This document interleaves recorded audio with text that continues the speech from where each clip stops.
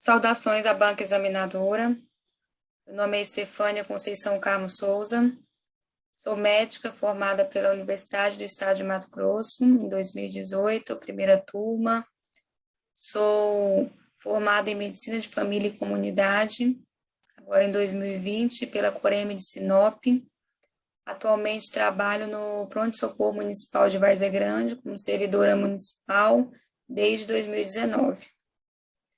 A proposta aqui desse trabalho o projeto na área de pesquisa de epidemiologia com o Dr. Francisco Kennedy, das doenças epidemiológicas não transmissíveis e transmissíveis.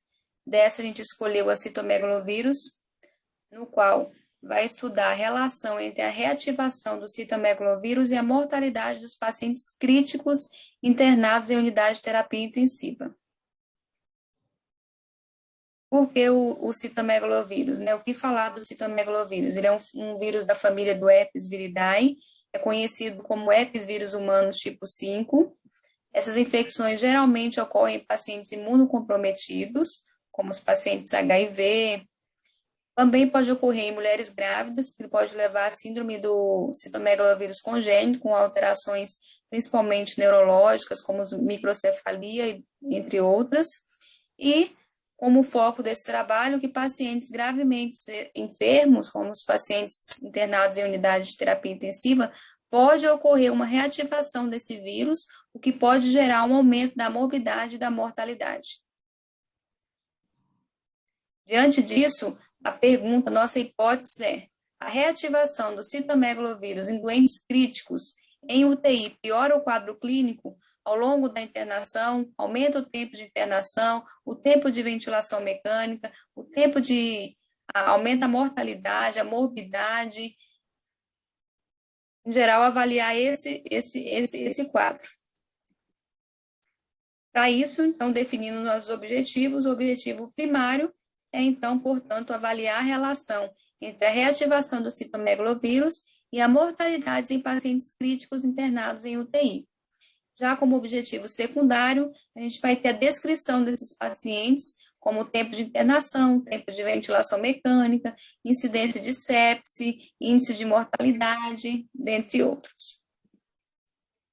Sobre os aspectos metodológicos, trata-se de um estudo observacional. A princípio, a gente estipulei um período de 6 meses, podendo variar, né, de acordo com o andamento da pesquisa. O local de escolha foram as UTIs adulto do Hospital e Pronto-Socorro Municipal de Várzea Grande, local este que eu atuo no momento.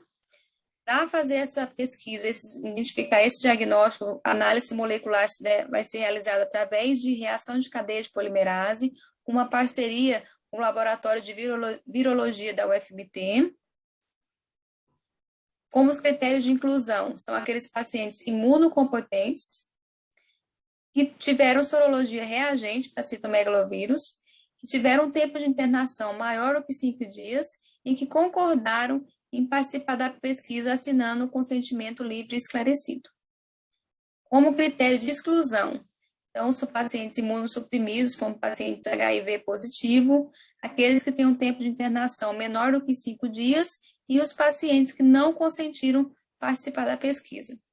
A análise de dados será por uma estatística descritiva, com o levantamento de todos esses dados.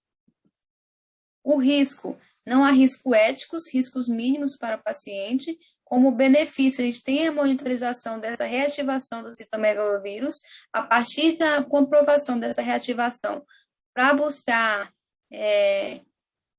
vamos dizer assim, buscar condutas a partir daí, como já existe a administração de antirretrovirais, para diminuir essa reativação, mas primeiro a gente precisa comprovar essa reativação do citomegalovírus em pacientes bem graves, pacientes críticos. O tamanho da amostra, ele é variável, de acordo com o número de internação daquele período, mas a gente estipulou uma média de 150 indivíduos.